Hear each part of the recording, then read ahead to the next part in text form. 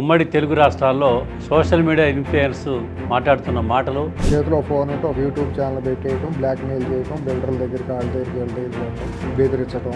నేను హైదరాబాద్లో ప్రస్తుతం ఉన్న జర్నలిజం కంటే కామాటిపుర రెడ్ లైట్ ఏరియాకి చాలా విలువ ఇస్తాను. కేసు పెడితే కేసు పెట్టకూడదంట. ఆంధ్ర పోలీసులు అరెస్ట్, ఆంధ్ర పోలీసులు ఏంటి, ఈ ఢిల్లీ పోలీసులు ఏంటి, ఇది తాత ముత్తాతల సొత్తా ఏమన్నా తెలంగాణ అంటే? యూట్యూబర్లు కానివ్వండి, జర్నలిస్టుల పేరుతో కానివ్వండి, లేకపోతే పౌర హక్కుల సంఘాలతో విద్వేష ప్రసంగాలు, విద్వేష మాటలు మాట్లాడి సమాజాన్ని. నమస్తే, తెలుగు వన్ న్యూస్కి స్వాగతం. తెలంగాణ, ఆంధ్రప్రదేశ్ అంటే ఉమ్మడి తెలుగు రాష్ట్రాల్లో సోషల్ మీడియా ఇన్ఫ్లుయెన్స్ మాట్లాడుతున్న మాటలు, వాళ్ళ మీద చర్యలు తీసుకుంటే వస్తున్నటువంటి ప్రతిస్పందనలు, దీనికి సంబంధించి విశ్లేషించేందుకు సువేరా గారు మనతో ఉన్నారు. నమస్తే సార్. సువేరా గారు, ఏంటి సార్ ఈ సోషల్ మీడియాలో లేకపోతే బహిరంగ సభల్లో నాయకులు మాట్లాడేటువంటి మాటల తీరు, దాని మీద చర్యలకు ఉపక్రమిస్తే మళ్ళీ దాని మీద ప్రతిస్పందనలు, వీటన్నిటిని ఏ రకంగా చూడొచ్చు మనం? సోషల్ మీడియా అనేది వాళ్ళ లంపెన్ చేతుల్లోకి వెళ్ళిపోయిందండి. అది వాళ్ళకి అడ్డాగా మారిపోయింది. వాళ్ళ చాలామంది, ప్రతి ఒక్క పనికిమాలిన అర్పకుడు కూడా ఒక చేతిలో ఫోన్ ఉంటే ఒక యూట్యూబ్ ఛానల్ పెట్టేయటం, బ్లాక్మెయిల్ చేయటం, బిల్డర్ల దగ్గరికి వాళ్ళ దగ్గరికి వెళ్ళటం, బెదిరించటం. అలాగే ఈ వ్యూయర్షిప్ ద్వారా తప్పుడు తమ్మునైల్స్ను, అశ్లీల తమ్మునైల్స్ పెట్టయితే ₹4 వస్తున్నాయి. అదొక బ్రతుకు తెరువు అయిపోయింది వీళ్ళందరికీ. అంతే తప్పించి వాళ్ళకి ఎథిక్స్ అంటూ ఏమీ లేవు. ప్రతి ఒక్క పనికిమాలిన ఏదో ఒక జర్నలిస్ట్ అనే పేరు పెట్టుకుంటున్నాడు. ఆ జర్నలిజం అనే మాటకే సిగ్గుచేటుగా తయారైపోయింది. సోషల్ మీడియాలో ప్రతి ఒక్కరు జర్నలిస్ట్ అంటున్నాడు. ఇది ప్రెస్ కౌన్సిల్ కూడా ఆలోచించుకోవాలి. ఇప్పుడు తెలంగాణ, ఆంధ్రప్రదేశ్లో ఉన్న ప్రెస్ కౌన్సిల్, జర్నలిస్ట్ సంఘాలు కూడా, రేవంత్ రెడ్డి గారు ముఖ్యమంత్రి అని ఒక మాట అన్నాడు. ఎవడు జర్నలిస్ట్ అదే కదా మరి. జర్నలిస్ట్ సంఘాలే దానికి నిర్వచనం ఇవ్వాలి మరి. బాధ్యత ఉంది వాళ్ళు. శ్రీనివాసరెడ్డి గారు ఇటువంటి వాళ్ళు అందరూ చేరి సీనియర్లు కూర్చుని దారిపోయే ప్రతి అథవా ఒక జర్నలిస్ట్ అంటే అది తలవంపు కదండి. ఒక చార్టెడ్ అకౌంటెంట్ అంటే దానికి ఒక అసోసియేషన్ ఉంది, అక్కడ పాస్ అవ్వాలి. అక్కడ పాస్ అయితే chartered accountant, company secretary, membership ఇస్తే ఒక బార్ కౌన్సిల్లో రిజిస్టర్ అయితే అడ్వకేట్, డిగ్రీ చదువుకునే. ఇట్లా పనికిమాల తాడు బొంగరలేని ప్రతి అథవా జర్నలిస్ట్ అంటే అది మీకు తలంపే కదా జర్నలిస్ట్గా. ఇప్పుడు మీరు 30 ఏళ్ళు 40 ఏళ్ళు మీరు జర్నలిజంలో చేశారు కదా, ఒక అసోసియేషన్ ఉంది కదా, అక్రిడిటేషన్ ఇస్తారు కదా. మీరు ఎందుకు స్వయం నిర్ణయాలు తీసుకుంటలేదు? సెల్ఫ్ అసెస్మెంట్ చేసుకోవాలి కదా. మీరు ఒక జర్నలిస్ట్గా ఎన్రోల్ అవ్వాలంటే వాడిని పరిశీలించాలి కదా. ఖచ్చితంగా వాడి గతం ఏంటి, వాడికి చదువు ఏంటి, సంస్కారం ఏంటి చూడాలి కదా. మరి సోషల్ మీడియా వచ్చిన తర్వాత కట్టలు అయిపోయినాయి. ఇప్పుడు న్యాయవాది అని నేను బోర్డు పెట్టుకుంటే లోపల వేయచ్చు. ఎవడు పడతాడు? న్యాయవాది అని పెడతానికి లేదు. సిఏ అని, చార్టెడ్ అకౌంటెంట్ అని బోర్డు పెడితే వాడిని లోపల వేయచ్చు. ఎందుకంటే చీటింగ్ ఎందుకు వస్తుంది? అంటే మీరు ఎందుకు అసోసియేషన్లు ఎందుకు ఊరుకుంటున్నాయి? ఇట్లా పనికిమాలిన అడ్డమైన అథవా బ్లాక్మెయిలర్ కూడా ఒక ఛానల్ పెట్టేసుకుని, యూట్యూబ్ ఛానల్ పెట్టుకుని ఇట్లా అసాంఘిక ప్రవర్తనలు చేస్తా అంటే, బ్లాక్మెయిల్ చేస్తా అంటే ప్రభుత్వాలకు నష్టం. అట్లాగే పొలిటికల్ పార్టీలకు ఏజెంట్లుగా మారడం, బెదిరిస్తున్నారు. వాళ్ళు ముఖ్యమంత్రులే నోటికొచ్చినట్టు మాట్లాడుతున్నారు. అదేమంటే జర్నలిజం అనే పేరుతో వీడి ఇష్టానుసారం మాట్లాడవచ్చు అంట. వాడి మీద కేసు పెట్టకూడదంట, అరెస్ట్ చేయకూడదంట. నిన్న చూడండి, ఆడు ఇష్టానుసారం మాట్లాడతాడు. ఆడు పెయిడ్ గాడు, నేలబారుముండా కొడుకులాడు. ఈ బ్యాచ్ అంతా తయారైందండి హైదరాబాద్లో. పనికిమాలిన లఫూట్ గాళ్ళు, లంపెన్ గాళ్ళు అందరూ తయారయ్యారండి. కిరాయి బ్యాచ్.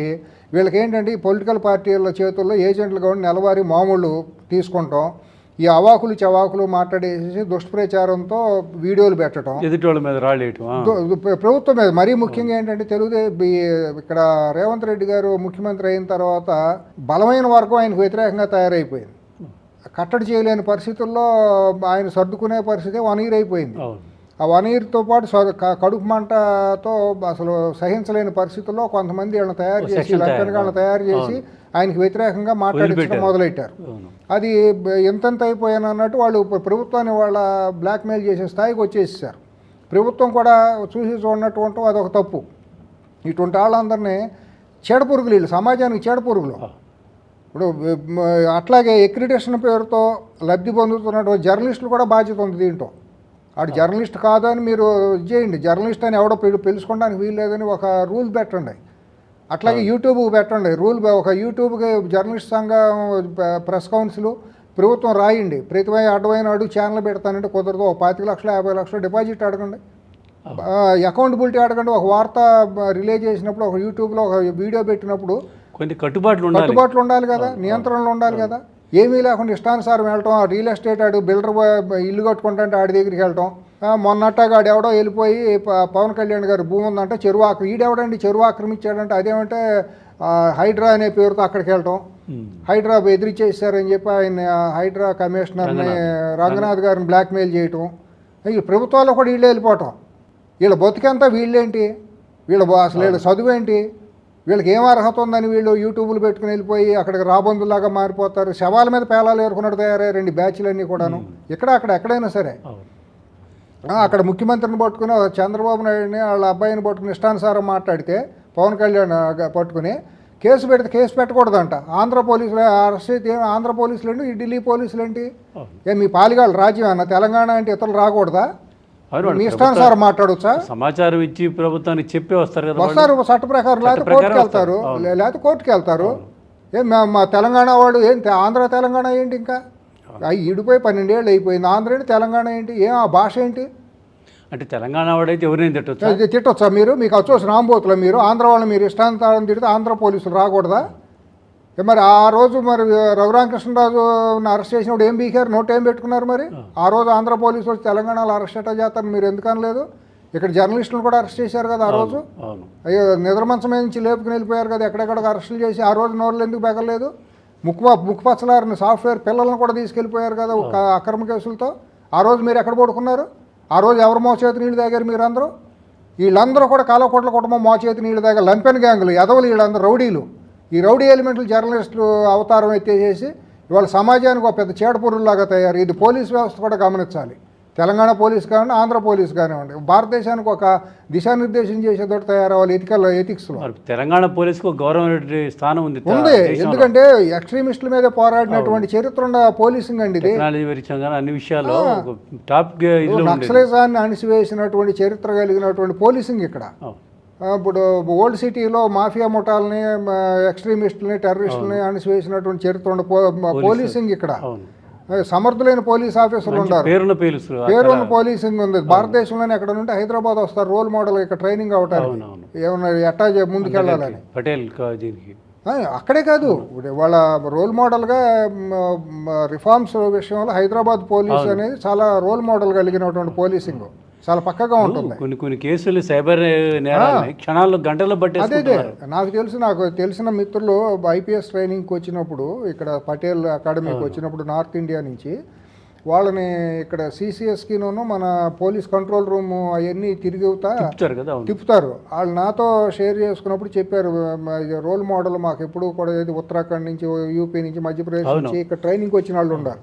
వాళ్ళతో నేను ముస్సోరి ఐఏఎస్లకి అయితే ఇది తెలంగాణ పోలీసులకి వాళ్ళు వచ్చేసి ఇక్కడికి స్పెషల్గా వెళ్ళేసి సైబర్ మీద వాళ్ళు ఎటువంటి యాక్షన్ తీసుకుంటున్నారు ఇవన్నీ వాళ్ళు చూస్తూ ఉంటారు. అటువంటి చరిత్ర కలిగిన పోలీసింగ్ ఈ లంపెన్గాళ్ళని అణిసివేయకపోతే మాత్రం ఇది చాలా ప్రమాదం అండి. రాష్ట్రానికి చెడ్డ పేరు కూడా. ఒక ఎక్స్ట్రీమిస్ట్ కనుక తప్పు చేస్తే ఒక ప్రాణం పోవచ్చు అండి. కానీ ఈ జర్నలిజం పేరుతో ఈ అదోలు చేసే తప్పుకి సమాజం నిలువున చీలిపోతుంది.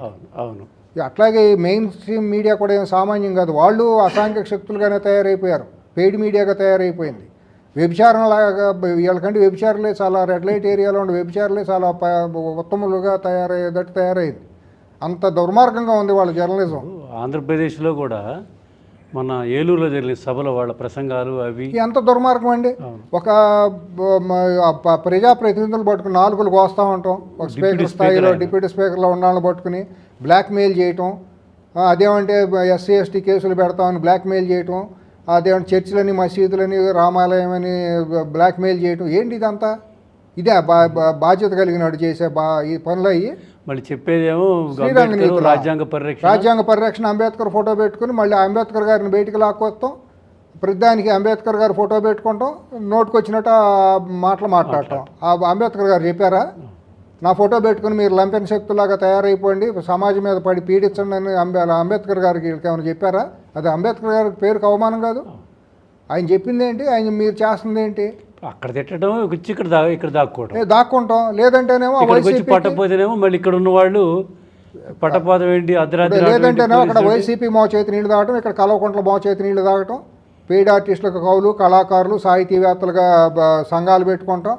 మొన్న ఎవడో మాట్లాడతాడు, ఆప్షన్స్ ఇస్తాడంట, వాడు ఎవడో మాట్లాడతాడు, అసలు వాడికి సాహితీ అవార్డు వచ్చింది. కేంద్ర సాహిత్య అకాడమీ అవార్డు వచ్చింది. అవార్డుని వెనక్కి తీసుకోవాలి నిజంగా కేంద్ర ప్రభుత్వం. ఇటువంటి లంపెనగాళ్ళకి ఇటువంటి పౌరమొగ్గాళ్ళందరికీ సాహితీ అవార్డులు ఇవ్వడం అనేది సిగ్గుచేడు సాహిత్యానికి కూడా, సాహిత్య పరిషత్కి, సాహిత్య కేంద్ర అకాడమీ కూడా. విలువలు నాశనం చేస్తున్నారు. ప్రతి ఒక్కడు ఒక మేధావి అని పేరు పెట్టుకున్నాం.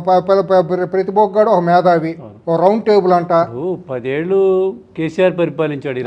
అప్పుడు ఏం చేశారండి? 2 ఏళ్ళు రేవంత్ రెడ్డి గారు పరిపాలించారు. 12.5 సంవత్సరాలు అయిపోయింది. ఇప్పుడు తెలంగాణ వచ్చేసి కాదు వడ్డే గారు అయిపోయింది. 10 ఏళ్ల పాటు అసాంఘికమైన పరిపాలన చేసినప్పుడు వీళ్ళందరూ ఎక్కడ పడుకున్నారు, ఎక్కడ దాక్కున్నారు? ఇప్పుడు అస్తిత్వం పోతుందట. ఎక్కడ పడుకున్నారు? మీరేం నోట్ ఏం పెట్టుకున్నారు? ఆ రోజు లక్షల కోట్లు దోసుకున్నప్పుడు, గడీపాలన చేసినప్పుడు, తెలంగాణ ప్రజల సొమ్ముని కాళేశ్వరం పేరుతో, మిషన్ భగీరథ పేరుతో, రకరకాల పేరుతో దోసుకున్నప్పుడు, 111 జీవోని ఎత్తేసినప్పుడు, ధరణి పేరుతో ప్రజల భూములు కొలగొట్టినప్పుడు మీరు నోళ్ళలో ఏం పెట్టుకున్నారు? నోళ్ళు ఎందుకు పడిపోయినాయి? మీకు తెలియట్లేదు మీ కథ ఏంటో. మీరు కౌలు కళాకారులుగా ఎగిరెగిరి గొంతులు వేశారు కదా ఉద్యమం పేరుతో, ప్రజల్ని రెచ్చగొట్టారు కదా. 10 ఏళ్ల పాటు ఎక్కడ పడుకున్నారు? గడిలో కుక్కల్లాగా పడుకున్నారా? ఒక కల్వకుంట్ల కుటుంబానికి కాపలా కుక్కల్లాగా. మీ బతుకులు తెలియదా? మిమ్మల్ని మాట్లాడొద్దా ఎవరో? మీ ఇష్టాన్ని రౌండ్ పొడవు టేబుల్ అని పెట్టుకుని ఒక లంపెన శక్తుల కేంద్రం అయిపోయింది సమాజ్ కూడా ప్రెస్ క్లబ్ అంటే. వారం ఒక మీటింగ్ పెట్టడం, ఇష్టం వచ్చినట్టు బెదిరించడం, తిట్టడం. ఇక్కడ రేవంత్ రెడ్డి గారిని, అక్కడ చంద్రబాబు గారిని. వీళ్ళ బతుకులు తెలియట్లేదా? నిజ స్వరూపాలు తెలియట్లేదా? అదేమిటి యూట్యూబర్లు అంటే ఏం బొక్స్లో డబ్బులు గొట్టంగాళ్ళు వీళ్ళందరూ.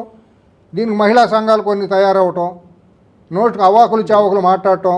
వీళ్ళు ఎవరోనంటే ఇతర రాష్ట్రాల నుంచి వచ్చి ఇక్కడ పార్టీలు పెట్టాలి అంటే వీళ్ళు షరతులు వర్తిస్తాయంట.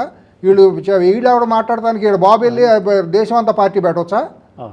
కవిత మాట్లాడుతుంది, ఇష్టానుసారం మాట్లాడుతుంది. కవిత తండ్రి వెళ్ళిపోయి దేశంలో అన్ని చోట్ల పార్టీలు పెట్టవచ్చు. ఇతర రాష్ట్రాల వాళ్ళు వచ్చి ఇక్కడ పవన్ కళ్యాణ్ వచ్చి ఇక్కడ పార్టీ పెట్టుకోకూడదా? నువ్వైతే పార్టీ పెట్టవచ్చా? నీకున్న అర్హత ఏంటి? ఇతరులకు లేని అర్హత ఏంటి? ఏం మాట్లాడుతున్నారు మీరు అందరూ? మీ తాత ముత్తాతల సొత్తా ఏమన్నా తెలంగాణ అంటే? మీ జాగీర్ ఏమన్నానా? అదేమన్నా మా జాగీర్ ఏంటి బొత్సులో జాగీర్? మీకు ఎట్ట జాగీర్ అవుతుంది? అందరికీ జాగీర్. భారతదేశంలో భాగం ఇది. పోనీ మీరేమన్నా మీ మూలాలు ఏమన్నా, మీ డిఎన్ఏ ఏమన్నా నిజాం డిఎన్ఏనా? నిజాం నవాబులు డిఎన్ఏనా? నిజాం పాలిచ్చాడు కాబట్టి నిజాం వారసులు మాది ఖాందాని మా జాగీర్ అని అంటానికి నిజాం జాగీర్ అంటే ఒక అర్థం ఉంది. ఏం మాట్లాడుతున్నారు? అర్థం పర్థం ఉందా వీళ్ళు మాట్లాడే భాషకి? పిల్లిగుడ్డిదే తెలికెత్తి చూపించిందని ఎవడో మాట్లాడపోయేటప్పటికి నోటుకు వచ్చినట్టు అవాకులు చవాకులు మాట్లాడటం, బెదిరించడం, ఒడతూపు లోపటం. అధికారం పోయేటప్పుడు ఇవన్నీ గుర్తొస్తాయి. ఎర్రి ఇది అవుతుందండి వాళ్ళకి. దాన్ని ఏమంటాము, గంగవీరులు ఎత్తిపోయినట్టు సహించలేకపోతున్నారు 2 ఏళ్ల నుంచి. వీళ్ళ అస్తిత్వాలు ఏంటో ప్రమాదం వచ్చింది. వీళ్ళ బతుకుకి ప్రమాదం వచ్చేటప్పటికి ఉసుకో అన్నట్టు ఈ కుక్కల్లా అంటే కాపల కుక్కలు అంటే కవులు కళాకారులు సాహితీవేత్తలు మేధావుల పేర్లు ముసుగులేసి పంపిస్తున్నారు ముందుకి. ఈ యూట్యూబ్ గాళ్ళు తయారయ్యారు. పోరంబోక యూట్యూబ్ గాళ్ళు అందరూ యూట్యూబ్లో పెట్టేసేయటం, వీడియోలు ఇవన్నీ పెట్టించేయటం. పెయిడ్ మీడియా కూడా అట్లాగే ఒక సైడ్ తీసుకున్న జర్నలిజం అనేదాన్ని తిలోదకాలు ఇచ్చేసింది. ఇవాళ జర్నలిజం హైదరాబాద్లో మాట్లాడాలంటే కొన్ని విచారంగా ఉంటుంది, కానీ మీలాంటి వాళ్ళ బాధగా ఉంటుంది. కానీ నేను హైదరాబాద్లో ప్రస్తుతం ఉన్న జర్నలిజం కంటే కామాటిపుర రెడ్ లైట్ ఏరియాకి చాలా విలువ ఇస్తాను. వాళ్ళ కాళ్ళు గడికి నెత్తిని నేను నీళ్ళు చెమ్ముకుంటాను కూడా. ఎందుకంటే వాళ్ళ అంత పవిత్రత ఉంది. వీళ్ళు దౌర్భాగ్యాలు సమాజాన్ని నాశనం చేస్తున్నారు. జర్నలిజం పేరుతో తప్పుడు వార్తలు సృష్టిస్తున్నారు, తప్పుడు కథనాలను ప్రచారం చేస్తున్నారు. మనుషుల మధ్య భేదాలు, మతాల పేరుతో, కులాల పేరుతో భేదాలు సృష్టిస్తున్నారు, ప్రాంతాల పేరుతో. ఇదే జర్నలిజం అంటే? ఇదే మేధావులు చేయాల్సిన పని? హైదరాబాద్ అంటే చచ్చిపోయిందా? ఇక ఎంతమంది విద్యావంతులు లేరు, ఎంతమంది స్కాలర్స్ లేరండి? ప్రపంచం చూసేంత మేధావులు ఉన్నారు ఇక్కడ. మేధావుల ముసుగులో కూడా విద్వేషాలు రెచ్చగొట్టి చీడ పురుగులు తయారయ్యారు, విష పురుగులు తయారయ్యారు. రిటైర్డ్ న్యాయమూర్తులుగా ఉండాలి, రిటైర్డ్ జర్నలిస్టులుగా, ఎడిటర్లుగా ఉండాలి కూడా ఏం పోయే కాలం వచ్చింది. వాళ్ళు కూడా విషాన్ని చిమ్ముతున్నారు, ప్రాంతీయ విషయాన్ని, విద్వేషాన్ని, మత విద్వేషాలను చిమ్ముతున్నారు. ఇదే సమసమాజం అంటే, ఇదే విశాల హృదయం అంటే, ఇదే తెలంగాణలో మనకి పెద్దలు దాశరథి గారు, లేదా కాళోజీ నారాయణరావు గారు, మహామహులు ఎంతోమంది సాహితీవేత్తలు ఉన్నారు. సి నారాయణ రెడ్డి గారు, మగ్దూమ్ గారు, సాహితీవేత్తలు ఉన్నారు. ప్రపంచానికి చూపించారు. హైదరాబాద్ ఏంటో చూపించిన వాళ్ళు ఉన్నారు. తెలంగాణ సంస్కృతి ఏంటో చూపించిన వాళ్ళు చరిత్ర ఉంది మనకి. 1500 సంవత్సరాల పైగా ఉందా. కాకతీయ డైనాసిటీ నుంచి ఉంది, శాతవాహనుల నుంచే ఉంది. మన కొండాపూరు, ఇక కరీంనగరు, ఇటువంటి చారిత్రక నేపథ్యాలు ఉన్నటువంటి ఏంటి ఈ లంపెన్గాళ్ళు తయారైపోయి వీళ్ళు మా తెలంగాణ 10 మంది తయారవటం, సాయంత్రానికి ఒక క్వార్టర్కో లేకపోతే బిర్యానీ పొట్టానికో ఆశపడి ఎవడో ఇచ్చే కిరాయి కోసం ఇష్టానుసారం అవాకులు చవాకులు అసలు మాటలు మాట్లాడటం. మినీ పేరు భారత్ ఉంది ఇది. హైదరాబాద్. అవును, ఎప్పటి నుంచో అది. అవును అవును. ఈ 10 మంది వివిధ తయారయ్యారండి. భాషలు, వివిధ సంస్కృతులు, వివిధ ప్రాంతాల వాళ్ళు నివాసం ఏర్పడి ఒక మినీ ఇప్పుడు భారత్ 10 లాగా మంది తయారయ్యారండి. 10 మంది తయారైపోయి మొత్తం పాలకొండలో విషపు చుక్కలాగా తయారయ్యారు వీళ్ళు. తయారైపోయి పొద్దున్నే సాయంత్రానికి ఆవిడ క్వార్టర్ ముందుకి ఒక బిర్యానీ ప్యాకెట్ ఇస్తే చాలు, వాళ్ళు డబ్బులు తీసుకుని వాళ్ళు ఏం మాట్లాడమంటే ఆ స్క్రిప్ట్ మాట్లాడేయటం. వీళ్ళు హీరోల్లాగా ఫేస్బుక్లోనూ వాటిలో పెట్టేయటం. ఆహా ఓహో అని మతోన్మాదం, ప్రాంతీయోన్మాదం తీవ్ర స్థాయిలో ఉంది ఇక్కడ. ఎవడే మాట్లాడటానికి వీలు లేదు. కొంతమంది ఏమో హిందూ సనాతన ధర్మం అనే పేరుతో ఆ విష పురుగులు, ఆ విష ప్రచారం. ఓ పక్క తెలంగాణ అస్తిత్వం అనే పేరుతో, తెలంగాణ ప్రాంతీయతత్వం పేరుతో వీళ్ళు ఒక ప్రమాదకరమైన గంటికలు మోగిస్తున్నారు. ఇక్కడ సభ్య సమాజం తలదించుకునేటట్టు తయారు చేస్తున్నారు మొత్తాన్ని. ఇది ఏంటంటే 2 రాష్ట్ర ప్రభుత్వాలు కూడా దీని మీద తక్షణ చర్యలు తీసుకోవాలండి. బెయిలబుల్ అంటే లేకుండా నాన్ బెయిలబుల్ కేసులతో కనీసం 1 సంవత్సరం లోపల ఉండేటట్టు, ఒక భయం ఉండేటట్టు లేకపోతే యూట్యూబర్లు కానివ్వండి, జర్నలిస్టుల పేరుతో కానివ్వండి, లేకపోతే పౌర హక్కుల సంఘాలతో విద్వేష ప్రసంగాలు, విద్వేష మాటలు మాట్లాడి సమాజాన్ని కలుషితం చేసే వాళ్ళని, చీడ పురుగుల్ని కనుక లోపలేకపోతే భవిష్యత్తులో హైదరాబాద్ అభివృద్ధికి ఇబ్బంది కలుగుతుంది, ప్రభుత్వాలకు ఇబ్బంది జరుగుతుంది, నైతికమైన రాజకీయాలకు కూడా విఘాతం కలుగుతుంది. చూద్దాం. ఈ ప్రభుత్వాలు చర్యలు తీసుకునేటువంటి వాళ్ళందరినీ నిలవరించి కట్టడి చేసి సామాజిక బాధ్యతను ప్రభుత్వం తీసుకోవాలని, తీసుకుంటుందని ఆశిద్దాం.